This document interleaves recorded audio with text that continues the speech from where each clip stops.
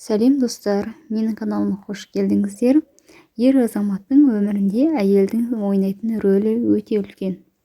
Әйел заты оның әлемге деген көзқарасына, жетістігіне, табысына, өзіне деген сенімділігіне қатты ықпал етеді.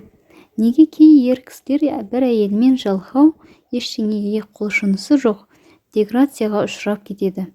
Дәл сол ер кісі басқа әйелмен болса, керісінше шабыты оянып, сол әйел үшін барын жасап, табысты еркекке айналады.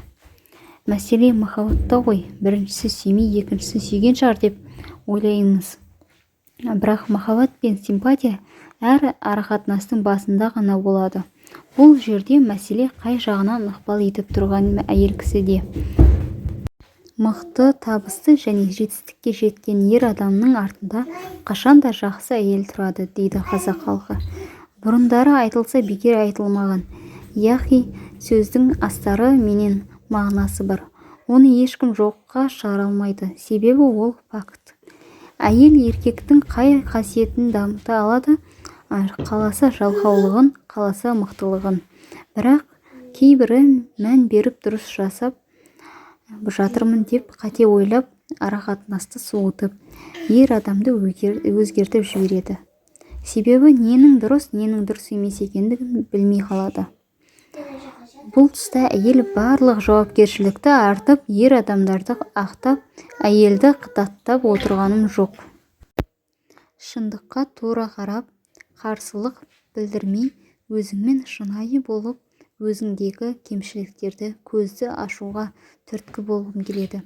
Әлемдегі талай әйгілі табысты ерлердің қасында ақылды әйел бар. Оған президент Барак Обама, әйгілі көлік авторы Генри Форд, спортшы Конор Макгрегор дәлел. Ер адам сіз қамқор, шынайы, адал, сізді алақанда ұстап табысты болғанын қаласаңыз, дұрыс қасиеттерін жаттықтыру керек. Қарым-қатынасты қандай дән егіп жатсаңыз, ол бір күні ертелі-кеш өсіп шығады. Ол кактус болып шыға ма, әлде жұпар иісті гүл болып өсіп шығатыны еккен дәнге байланысты. Ал сіз қандай етіп дән егіп махаббатты нығайтуға әрекет етудесіз? Менің каналыма тіркеліп қойды, ұмытпаңыздар.